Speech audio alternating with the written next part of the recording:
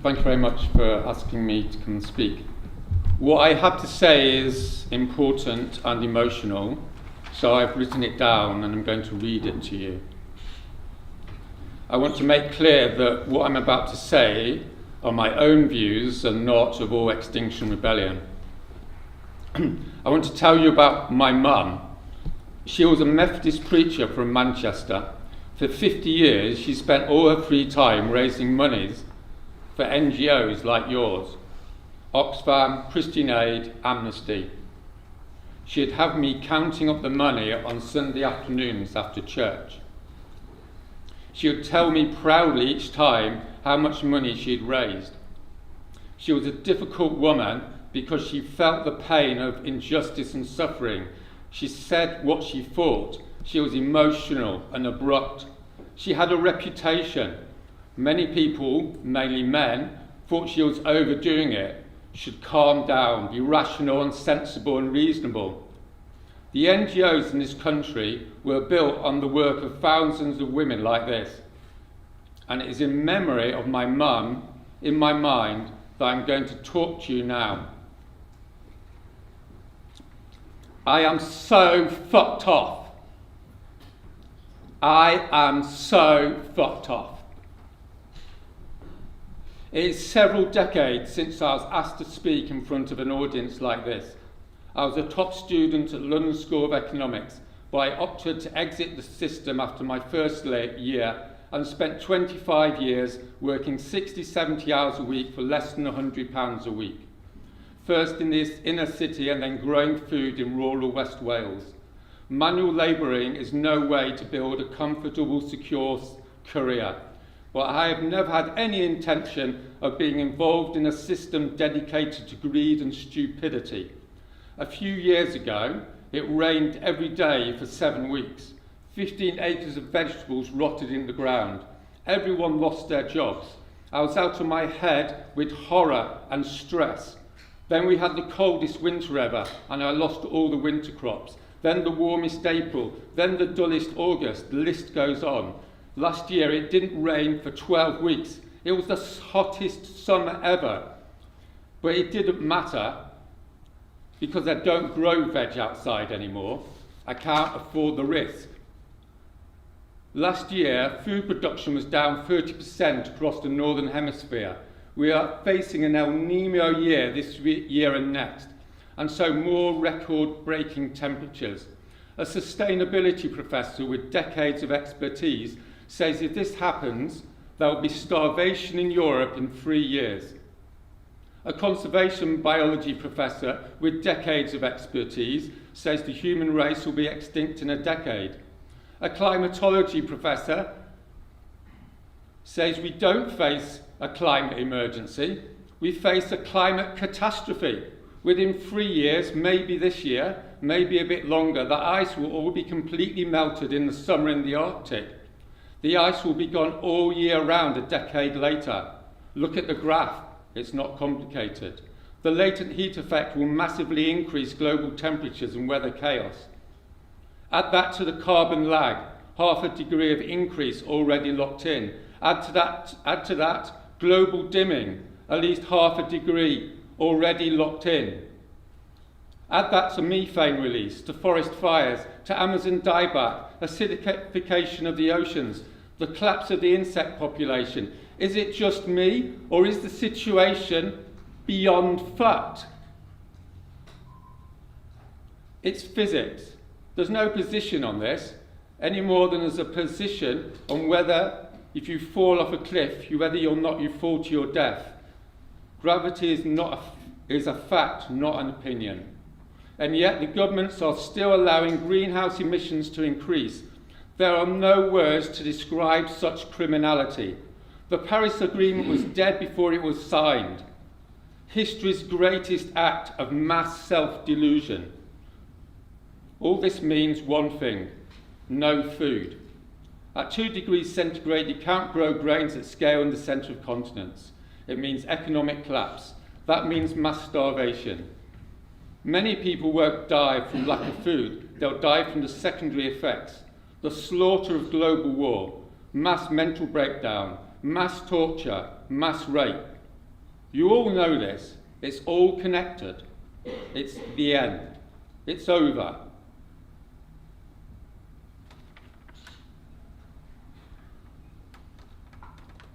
I have some sense of what starvation feels like. I've been on 2 14-day hunger strikes in the last 3 years. One to get King's College to divest from fossil fuels, another to get the Labour Party to vote against Heathrow. King's College did the right thing, the Labour Party did not. As you get into the end of the second week, you really don't feel like doing anything after the mid-morning other than lie around. You're not even hungry anymore. It just makes you realise how vulnerable you are. We all are. A few weeks without food, without sustenance from this planet, and our bodies and minds pack up. We die. I was in a meeting the other week with the chief executive of Greenpeace. We talked about the situation. A Greenpeace guy in the room told us that their strategy is, quote, managed defeat. I couldn't find that mentioned on their website. Extinction Rebellion is not doing managed defeat. We are organising mass participation civil disobedience. We're not doing conferences and panels and Q&As. We are getting arrested and going to prison. We are not doing more warm words and resolutions. We are setting up assemblies where ordinary people can decide whether they want their children to be delivered to their deaths by the rich and powerful. We are not just sending out emails and asking for donations. We are going to force the governments to act. And if they don't, we'll bring them down and create a democracy fit for purpose. And yes, some may die in the process. Some of us have passed through the dark night of the soul and are ready. Or at least we are no longer fearful of our fear. So no, I'm not going to stay here. I'm not going to sit here or stand here and do my 5-minute slot and hear the moderator saying we've just heard an interesting diversity of views, as the King's College lecturer said when I was on a panel there last week, after I told the students they're soon going to die if they don't rebel. I'm not going to stay for the Q&A because there was no poetry after Auschwitz and there are no words after the facts on the climate and ecological emergency. I guess it is more than likely that you'll carry on anyway. That's the psychology of group pressure. Some of you are upset, I'm sure, but there's no real change without pain. No doubt some will say that what I'm saying is defeatist and dangerous, as Natalie Bennett, ex-leader of the Green Party, did when I walked out of a public meeting on climate change.